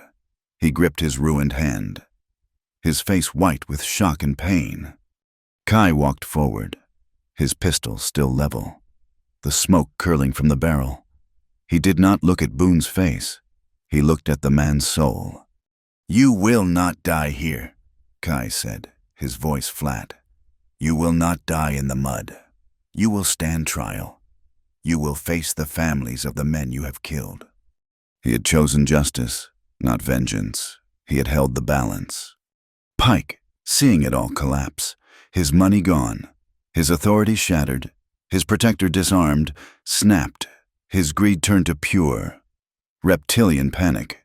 He saw Kai, his back half turned, his focus on Boone. He saw his one chance. "You damned Indian!" Pike screamed, and drew his own pistol. He aimed it squarely at Kai's back. "No." A figure darted from the edge of the crowd. It was Nesba. He had been standing there, frozen, his face a mask of shame, watching the ruin he had caused. He saw Pike raise the gun. He saw Kai, vulnerable. He saw the one final chance to make it right, to honor the K he had betrayed. He threw himself between the sheriff and the scout. Pike fired. The shot was heavy, final. It hit Nesba square in the chest. He staggered, a look of profound surprise on his face. He looked down at the spreading stain, then up at Kai. He collapsed in the mud. For a second, the entire town was silent, frozen. Mara Yazzie broke the spell. She had just returned, her medicine bag in hand. She ran, not screaming, but with a fierce, protective energy. She knelt by Nesba, tearing open his shirt, her hands immediately going to work, pressing, stemming the blood. "Hold on, foolish boy," she whispered, her voice thick with tears. "You hold on." The crowd, which had frozen at the shot, now exploded. They had just watched their sheriff shoot an unarmed man in the back. Silas Boone, clutching his hand, saw his opening. He turned to flee, to get to a horse. Gable and two miners, their faces grim, tackled him. Boone fought, but he was one-handed, and they were three. They bound his hands, his good one and his ruined one, behind his back. "You are not going anywhere," Gable growled. The rest of the crowd, a wall of angry, righteous citizens, turned and surrounded Sheriff Pike. He stood alone, his smoking pistol in his hand. His deputies had vanished. He looked at the faces, and there was no mercy. His badge was just a piece of tin. Eve stood, the papers still clutched in her hand. Kai stood beside her, his pistol still hot, his eyes on the fallen Nesba. She was the word. He was the action. And together, in the muddy main street of Coyote Ridge, they had become the law. The victory in the town square was ugly and incomplete. It left a taste in the air like copper and mud. Sheriff Pike was in his own cell, the one he had occupied for 10 years, looking out through the bars he had polished. Silas Boone was tied to a chair in the adjacent cell, his shattered hand wrapped in a bloody, makeshift bandage. He had refused Mara's help, his eyes burning with a silent, acidic hatred. The rest of his army had scattered, melting back into the desert, leaderless and defeated. But the town was not safe. It was simply holding its breath. The nearest territorial marshal was in Prescott, a 3-day ride at best. For 3 days. Coyote Ridge was an island, governed only by the shaky alliance of Gable, Sadie, and the miners who had taken turns guarding the jail. Night fell. The town was quiet, but it was the quiet of exhaustion, not peace. In Gable's shed, the corrugated tin roof still ticking from the memory of the rain. Eve Hart was working. She was not printing. She was cleaning. The press, their savior, was caked in the red, greasy mud from the flood. She had spent hours with Gable, writing it, cleaning the gears, wiping the silt from every mechanism. It was a baptism. She was reclaiming her machine from the violence of the canyon. Kai was there. He had not left her side since the confrontation. He sat on the workbench, reloading his pistol, his movements precise and economical. He was watching the door. The shed, once a hiding place, now felt like a trap. The single lantern cast huge, dancing shadows. "You should sleep," Kai said, his voice low. He slid a bullet into the cylinder. Click. "I cannot," Eve said, her voice muffled. Her arm was deep in the press's mechanism, a rag in her hand. "If I let it dry, it will seize. The rust will take it." She was covered in mud and grease. "This is all I have. I will not lose it to rust." Kai's jaw was tight. He looked at the shadows in the rafters, at the single barred window. "This place is not safe. We should be at the boarding house, with the others." "This is the safest place," she argued, not looking at him. "This is where the work is. The jail is 200 feet away. Gable is on watch. Gable is one man, and he is tired." Kai stood, the pistol heavy in his hand. He was restless, a caged animal. The walls of the shed felt like they were pressing in on him. He needed the open air. "I am going to check the alley. Keep the door bolted behind me. Do not open it." "Kai." "Bolt the door," he ordered. She heard the heavy thud of the iron bars sliding into place as he left. She was alone. The silence of the shed was suddenly immense, broken only by the scrape of her rag against the metal. She worked faster, her heart pounding a dull, heavy rhythm that matched the memory of the rain.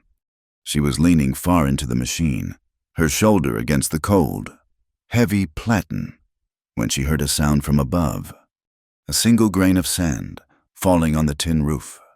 She froze. The rain had stopped hours ago. She looked up. In the high, dark rafters between the beams, a shadow moved. It was not a shadow. It was a man. He had been there the whole time, hiding in the darkness, waiting. Eve did not scream. Her breath caught in her throat. She pulled her arm from the press, backing away slowly.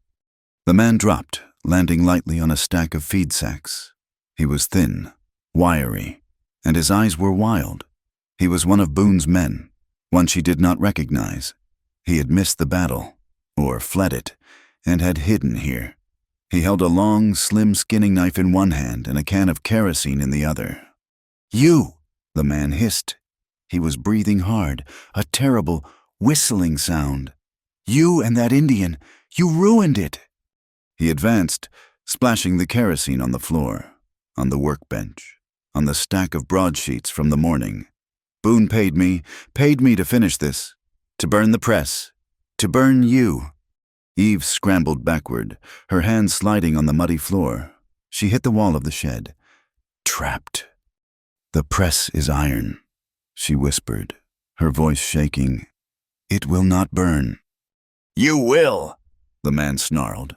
He dropped the can and lunged, the knife low. He grabbed the front of her dress, yanking her forward. She smelled the whiskey on his breath, the unwashed sweat of his fear. He was desperate. He raised the knife. Eve grabbed the first thing her hand found. It was not a weapon. It was the long, heavy iron lever of the press, the pull bar. She was not strong enough to strike him, but she did not have to. She put all her weight on it, pulling it down. The massive, greasy gears of the press groaned. The heavy platen, the flat plate of iron that pressed the paper to the type, moved. It slid forward, fast and silent. The attacker was leaning over, his body half against the machine. His knife hand raised, the platen caught his wrist. He screamed. It was a choked, strangled sound as the iron plate pinned his arm against the heavy frame. He was trapped. The knife clattered to the floor, but his other hand was free. He roared, a sound of pure agony and rage, and swung his free fist at her head. The shed door exploded inward, the iron bar ripping free from the wood. Kai was there. He had heard the grunt, the mechanical groan of the press. He took in the scene in a fraction of a second. Eve on the ground. The man, arm caught in the machine, the spreading pool of kerosene. The man saw him and lunged, his body twisting, pulling his trapped arm against the press, trying to get at Eve with his free hand. Kai moved, but the man was faster, fueled by panic. He twisted, freeing his ruined, bleeding arm from the press and grabbing the fallen knife. He scrambled, slashing wildly at Eve. Eve rolled, the blade slicing through the air where she had been. Kai crashed into the man, driving him back against the workbench. The man was a whirlwind of terror, the knife flashing. Kai blocked the first thrust with his forearm, the blade slicing deep. Kai did not flinch. He brought his own knife up, a single, economical motion. He did not aim to kill. He struck the man's shoulder, a precise, debilitating blow that severed muscle and tendon. The knife fell from the man's nerveless hand. The man collapsed, sobbing, clutching his shoulder, his other arm a mangled ruin. Eve scrambled to her feet, breathing in great, ragged gasps. She looked at Kai. He was standing over the man, his face dark, his left arm dripping a steady, bright stream of blood onto the floor. Gable burst in, alerted by the crash. "What in God's name?" "Tie him up," Kai said, his voice deadly calm. He pressed his good hand against the cut in his arm. It was deep. While Gable secured the attacker, Eve ran to Kai. "You are bleeding?" "It is nothing. It is not nothing." The blood was dripping onto the chase of lead type that still sat on the press bed. The headline from the morning still locked in place. The blood pooled on the lead, spelling out "Damn on Sacred Land" in a terrible new ink. "Go," Kai said to Gable. "Get Mara, now." Mara arrived minutes later, her face drawn and tired from her vigil over Nesba. She took one look at the shed, at the spilled kerosene, at the bleeding man tied to the post, and at Kai. "You are determined to die tonight, are you not?" "Kai Nez," she said, her voice sharp. She pushed him onto the workbench, under the single lantern. "Hold this," she ordered Eve, handing her a wad of clean linen. "Press hard. Right there." Eve pressed, her hands shaking. She could feel the steady, hot pulse of his blood against her palms. Mara began to clean and stitch the wound, her movements fast and angry. "He talks," Kai said, nodding at the bound man, who was watching them with wide, terrified eyes. "Or I will finish it." "No, please," the man whimpered. "Do not kill me. I will tell you everything." "Who sent you?" Eve demanded, her voice shaking. "Boone. It was always Boone. But it was not just this." He nodded at the kerosene. "This was just cleaning up." "What was the real plan?" Kai asked, his voice tight with pain as Mara pulled a stitch. "The lawyers," the man whispered.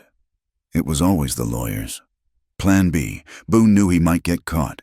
He said the dam was just to move things along, to scare the Indians into signing." "Signing what?" Eve asked. "The new treaty. It is coming from Prescott. 2 men dressed like clerks. They are not gunmen. They are lawyers from Red Rock. They are carrying a new treaty, a legal one." "Legal how?" Eve pressed. "Old land grants. From when the railroad first got its charter. 10 years ago, they say the charter gives them right of way through any uninhabited territory. They are going to use the fight at the canyon, the flood. They are going to use it as proof that the Dean are hostile, that they broke the peace, that they voided the old treaties."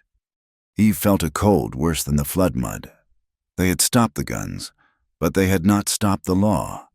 The violence was just a prelude to the paperwork. "They will declare Spirit Canyon uninhabited by force of law," she said, her voice hollow. "They will pay them $1, and they will take the land, and it will all be legal." "When?" Kai asked. "Tomorrow," the man whispered. "They are set to arrive tomorrow, with the marshal." Mara tied off the last stitch. She wrapped Kai's arm in a thick, clean bandage. The shed was silent, save for the attacker's quiet sobbing. Gable took the man and dragged him toward the jail. "We will put him in the drunk tank. He can talk to the marshal, too." Mara cleaned her tools. She looked at Eve, then at Kai. She saw the blood on the lead type. She shook her head. "You two. You are bound now. In blood and ink. Be careful with that. It is a strong tie. It can save you, or it can kill you both." She picked up her bag and left, returning to her other patient. Eve and Kai were alone again. The smell of kerosene was sharp, mixing with the metallic tang of blood. Kai stood up. He looked at his newly bandaged arm. He looked at the press, at the blood stains. He looked at Eve, her face smudged with soot, her eyes wide with a new, more intelligent fear. "I am leaving," he said. The words hit Eve harder than the attacker's fist. "What?" "I am leaving. When the marshal gets here tomorrow, I am gone. I will ride north, to the Ute lands." "Leaving? Why, we have to fight the lawyers." "You heard him." "And what will we fight them with?" Kai said, his voice flat, all the warmth gone. "You cannot shoot a lawyer. You cannot flood a piece of paper. This is their world. Eve, their rules." He touched his bandaged arm. This is my fault. The fire at your shop. The attack in the canyon. This knife. I am the target. As long as I am here, you are in danger. I am a magnet for Boone's violence. I am breaking the balance. I am putting you in the path of the bullet." He believed it. To protect her, he had to disappear. It was the only way to restore his ho-ho. Eve stared at him. She had faced fire, and she had stood firm. She had faced guns, and she had not flinched. She had faced a flood, and she had held her ground. But this threatened to break her. "No," she said, her voice a low whisper. "It is the only way." "No." She stepped toward him, her hands clenched at her sides. "You do not get to do that. You do not get to be noble. You do not get to decide what I can and cannot bear." She struck her own chest, her hand black with ink and grease. "My shop is ashes. My home is gone. I have this press. I have the truth. That is the what of my life. But you..." She looked him in the eyes, and he saw a fire there that burned hotter than her shop. "You are the why. You taught me that word, hose-ho. You told me about balance, about harmony. You cannot give me that word and then take it away from me." Tears were streaming down her face now, cutting clean paths through the soot. "If you go, my hose-ho is broken. The balance is gone. I will just be a woman with a machine. And that is not enough. They will win. They will win because I will be alone. And I cannot be alone again." He was shaken. He had spent his whole life trying to find balance, and she was telling him that he was her balance. The door opened. It was Hasty and Sunny. Behind him stood Gable, Sadie, and Miss Albright. The Dine families. Those who had evacuated were coming down from the high ground. They were meeting in the square. The survivors. "It is time," the old man said. "The town must speak as one. The Dine must speak as one. Before the men with the new papers arrive." They walked to the square. A large bonfire had been built in the center, chasing away the chill, illuminating the faces of the two communities, white townsfolk and Dine families. They stood in a circle, exhausted, wary, but together. Hasty and Sani spoke first, his voice quiet, thanking Gable for his rifle, Mara for her hands, Eve for her words. Gable spoke next. "We did not know. We see now. The land is not ours to sell." Eve stepped forward, holding the confession from the attacker. She explained Plan B. She explained the threat of the lawyers. "The fight is not over," she said, her voice ringing in the square. "It has just changed. They are sending paper to fight us now. We must answer with our own." Kai had been standing at the edge of the circle. He watched Eve, her face lit by the fire, her voice strong. He looked at Hasty and Sani. He looked at Gable. He saw the KA he had spoken of. It was not just Dine. It was here. It was this circle. He stepped forward. He stood beside Eve. So their shoulders were touching. He looked at Hasty and Sani, then at Gable. "I will not be leaving," he said. The words were a vow, spoken to the entire circle. "The lawyers will come. They will speak their words. But we will speak, too." He looked at Eve. "She will speak the white man's truth with her paper. I will speak for the land. We will stand together. We will protect this place. We will protect each other." Eve slid her hand, the one that had held the bandage to his wound, and took his arm. It was not a romantic gesture. It was not a proposal of marriage. It was a public and final declaration. It was a vow, a pact of life and death, understood by everyone in the firelight. The word and the action, the printer and the warrior, they were one.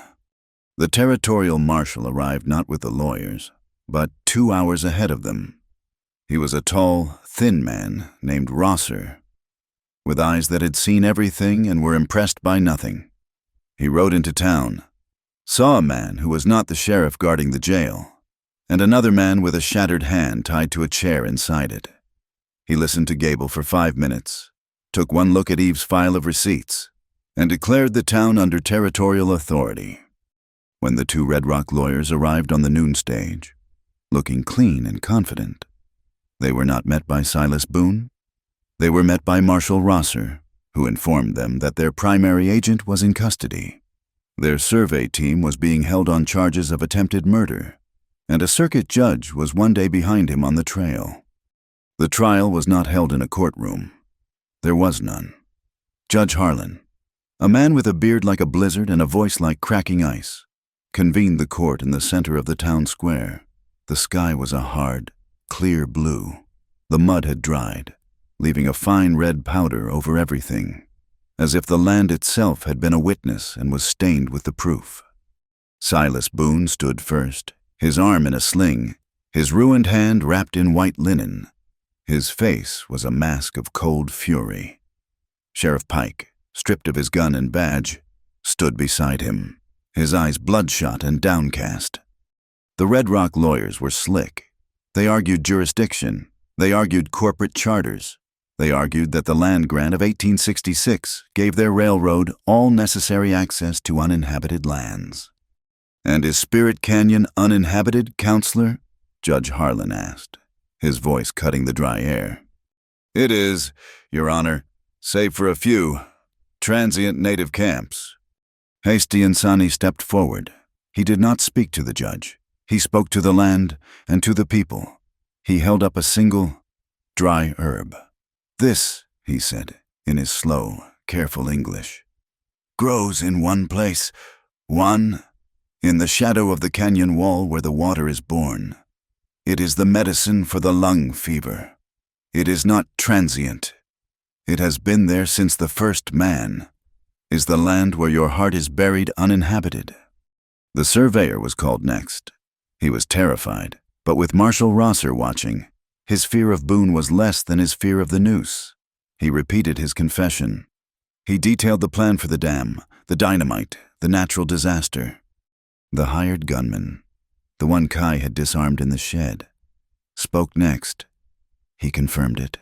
He told the court about Plan B, the legal treaty, the plan to use the violence as a pretext to declare the Dine hostile and seize the land. Then Eve Hart was called. She did not bring her opinions. She brought her evidence. She presented the Pinkerton letter, her husband's copy. She presented Pike's receipts. She presented the pre-signed arrest warrant for Hasty and Sani. "He calls this land uninhabited," Eve said, her voice clear and carrying to every corner of the square. "And yet, here is a warrant for the arrest of a man who lives on it. Which is it?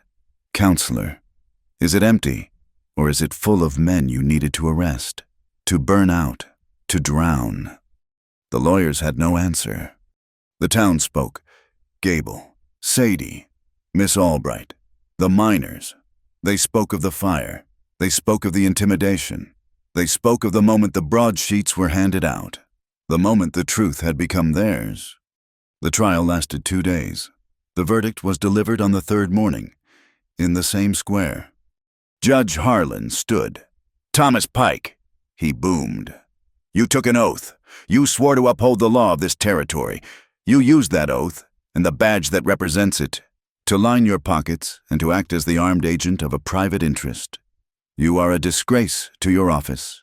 You are hereby stripped of that office and sentenced to 10 years hard labor at the territorial prison." Pike, his face gray, collapsed. He said nothing as Marshal Rosser put him in irons. "Silas Boone," the judge continued, "you are found guilty. Guilty of conspiracy to commit murder. Guilty of incitement to riot. Guilty of conspiracy to defraud the dying people and the government of the United States."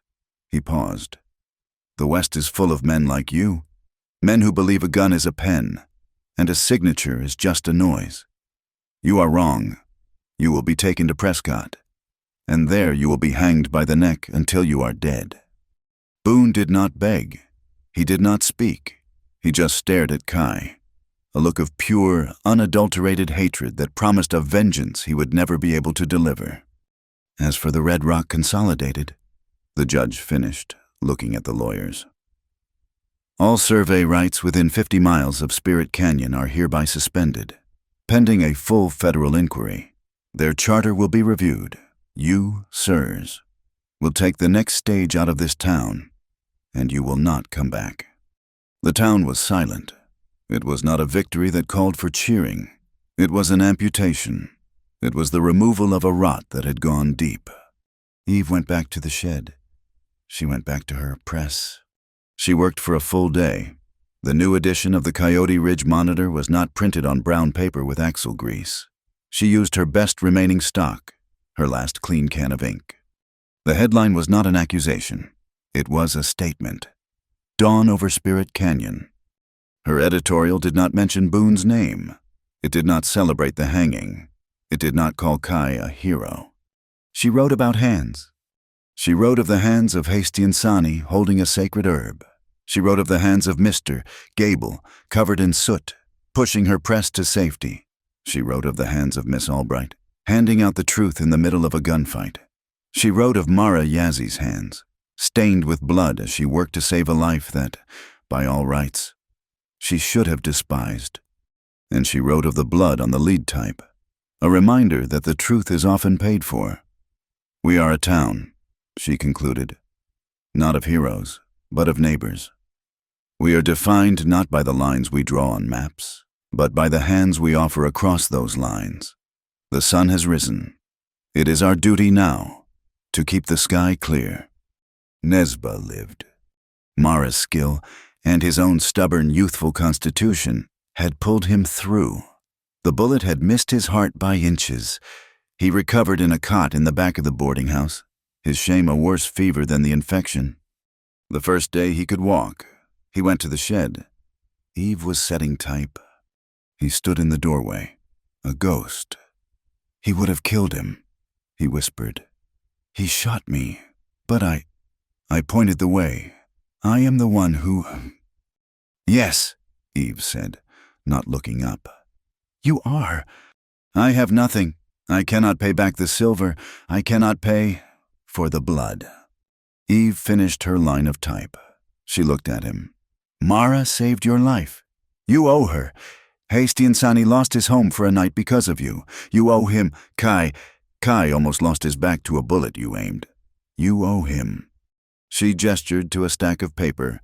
"And I am short-handed. My shop is gone. This press is heavy.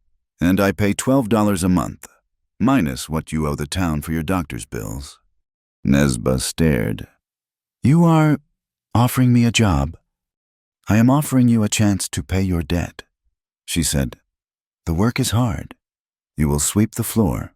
You will stack paper. You will learn to clean the press. It will take you years to pay it off." He nodded, the tears running down his face. I will work."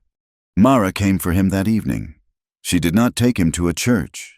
She took him to Hastiansani, to the circle of elders. They sat in a ceremonial hogan.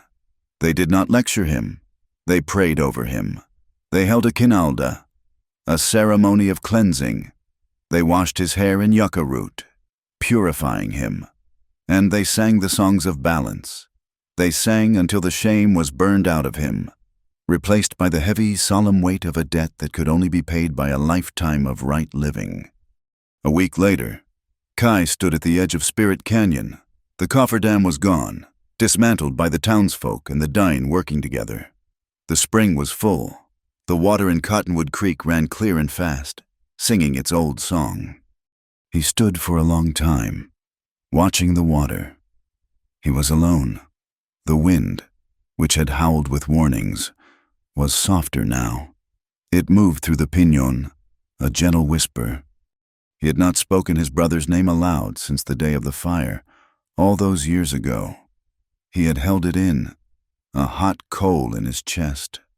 He looked at the clear water. He looked at the clean, healed land. Ya ate, shit silly, he whispered. Hello, my little brother. He let the name go. He gave it to the wind, to the canyon, to the water. And for the first time since he had taken off the blue coat, he felt a measure of peace. The balance, the hozo had been restored. The town met again, but this time, it was a town council. And this time, Hasty and Sani and the Dine elders sat at the main table. They did not talk about the railroad. The railroad was dead. For now, they talked about water. The dam you built was a curse, Gable said. But the idea of a reservoir, a fair one, is not. They established a joint water fund. The Dine, whose lands held the springs, would guarantee the town's water. The town, with its access to milled lumber and tools, would maintain the springs and build a proper irrigation ditch that served both communities. And the transport road. Sadie said, we still need to get goods from the river. Hasty and Sani nodded. He unrolled a map, one drawn on buckskin. The railroad wanted to go this way, he said, pointing to the canyon. The shortest path, the straight line. Our way is here. He traced a line that followed the high ridges, looping around the sacred lands. It is longer. It respects the boundaries. It is the way of the circle. The council voted. The new road would be built, following the circle. The tension in Coyote Ridge eased. It was not friendship, not yet. It was a hard-earned, cautious respect. Kai and Eve found their own rhythm. He moved his horses to the livery, his supplies to the shed. He was no longer a man of the creek. He was a man of the town. He was the guardian of the press and the guardian of its printer. The fear was gone. The raw, desperate edge that had defined their every word had softened. In its place, a quiet intimacy grew. Eve sat with Mara one night a week, learning Dine words. She learned ahehi, thank you. She learned hosho. She learned ke. Kai, in the evenings, sat by the lantern in the shed, reading the back issues of her paper.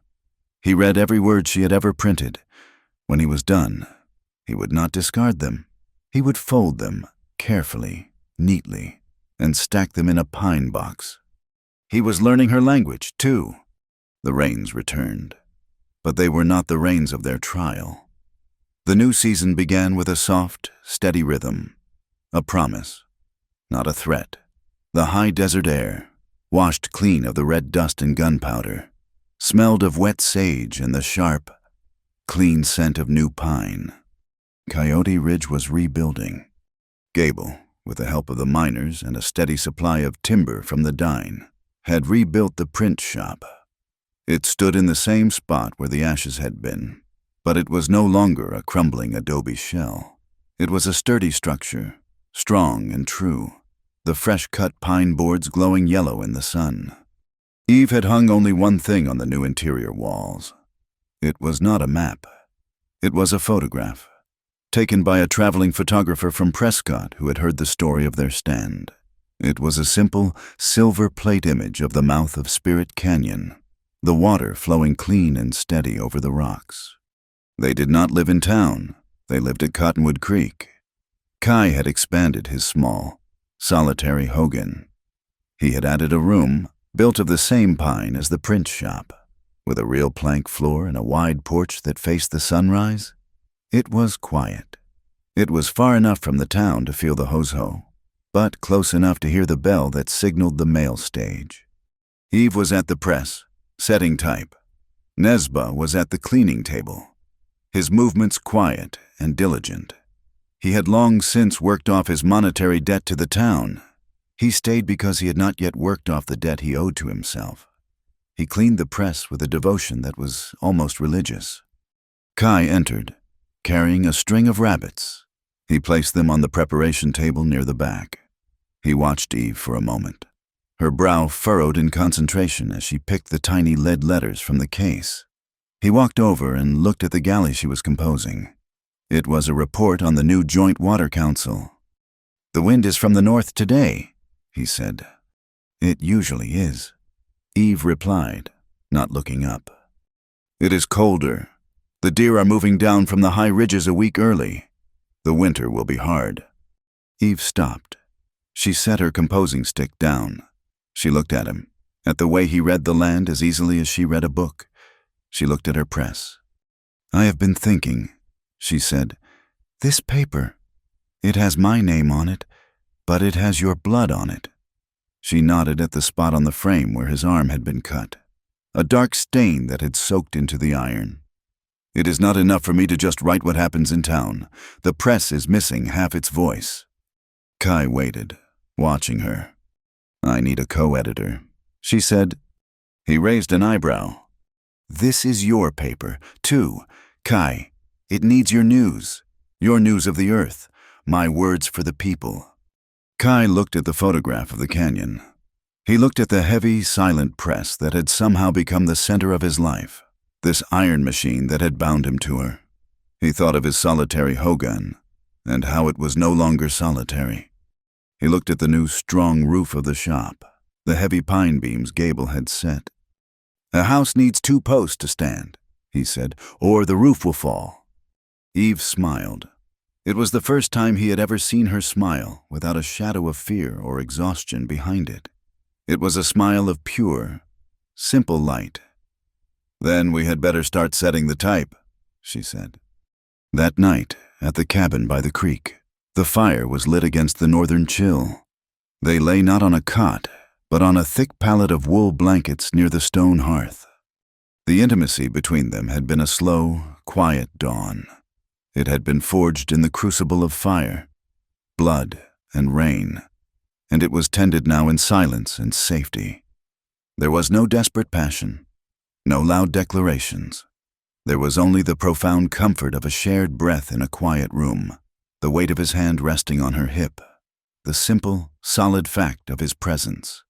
The firelight played on his face, softening the hard lines. She remembered that night in the shed, the rain hammering the tin roof like 1,000 fists, the terror that had choked her. She remembered the question she had asked, a question born of a loneliness so deep she had thought it would drown her. She rolled onto her side, looking at him in the warm light. The fear was gone. The loneliness was a ghost, a story from another life. She asked the question again. Her voice was a whisper, not of fear, but of gratitude, of simple, profound certainty. "Do you still sleep alone?" He turned his head on the pallet. The firelight caught his eyes. He was not the sad, haunted man from the shed. He was whole. A small, slow smile touched the corners of his mouth. "No," he said, his voice low. "Not since that rainy night." They were married a week later. There was no white dress, no church bell, no preacher. It was not an event for the town. It was held at dusk, at the mouth of Spirit Canyon. Hasty and Sani stood before them. He did not read from a book. He held a small pouch of sacred corn pollen. He blessed them, marking their foreheads, blessing their words and their hearts. They stood in a circle of stones, facing the east, from where the new day comes. Gable stood as their witness for the territory. He read a simple, declarative sentence from a law book, binding them as one. Their guests were the people who had stood with them in the mud. Mara Yazzie, who had stitched them both back together, Gable, Sadie, and Miss Albright, and Nesba, who stood at the edge of the firelight, his presence a quiet testament to forgiveness. They did not exchange rings. They exchanged vows, spoken into the vast, holy silence of the canyon. I will be the post for your house. Kai said to her, his voice quiet as the wind, I will be the wall against the storm. And I, Eve said to him, her voice thick with tears she did not bother to hide, will be the hearth. I will be the light that waits for you. Hasti and Sani gave them a single clay cup, filled with water from the sacred spring. They drank from it together. It was done. The next edition of the paper was different. The masthead had been recarved. It read, The Coyote Ridge Ledger and Dine Voice. The lead story was about the new transport road, the one that followed the circle, not the straight line. But on the front page, where the editorial usually was, Eve had left a wide, blank column. Kai had sat with her, and with Hasty and Sani for an entire night. They had worked, word by word, to translate a traditional Dine blessing, a song of the holy people. Eve set the type. It was the first bilingual printing in the territory. The English was on the left. The Dine, spelled out in the letters of her press, on the right. It was a column of pure beauty, a promise of Ho-Ho. The railroad lawyers never returned. The federal inquiry in Prescott had been brutal. The Red Rock Consolidated Charter was revoked, their agents indicted for fraud and murder. But they all knew the idea would be back. The world was full of men who saw a canyon and thought only of the shortest line from one side to the other. They will come back someday. Eve said one evening on the porch, watching the sunset paint the mesa. Kai nodded, his hand resting on her shoulder. They will. And what will we do then? This time, Kai said, they will find the road is already built. This time, they will find the Water Council. They will find the ledger and the voice. And they will learn. They will have to go around. The new print shop was also the new schoolhouse. Every afternoon, Miss Albright taught her classes, but Eve had added her own. She taught the children of the town, and the Dine children who came with their families to trade. She taught them their letters, how to spell their names, but she also took them outside, into the clean, red dust. She taught them to read the other alphabet, the one written on the earth. This is a coyote track, she would say, pointing. This is a roadrunner. This is the A of the desert. Kai would often watch from a distance. Sometimes, he would take the children. He did not teach them to read. He did not teach them to speak. He taught them to be silent. He would have them stand, close their eyes, and just be. What do you hear? He would whisper. The wind. A child would answer. Listen closer, Kai would say. What is the wind telling you? The sun rose. It always did. It came up over the high mesa, a flood of liquid gold that poured into the sacred walls of Spirit Canyon. It lit the new pine boards of the print shop. It touched the wide porch of the cabin by Cottonwood Creek, where 2 clay cups sat, steaming in the cool morning air. Freedom, Eve thought, was not a loud, crashing thing. It was not a gunshot, or a verdict, or the roar of a press. It was this, it was the quiet, it was the balance. It was the smell of the earth, damp and satisfied, breathing after a long rain. Thank you so much for listening to this story. We would love to know where in the world you are tuning in from. Please leave a comment below to share your thoughts and say hello. If you enjoyed this tale, please consider subscribing to our channel, Wild West Tales, and give this video a like. And if you really want to support us, hit that hype button to help this story reach more listeners. We appreciate every one of you.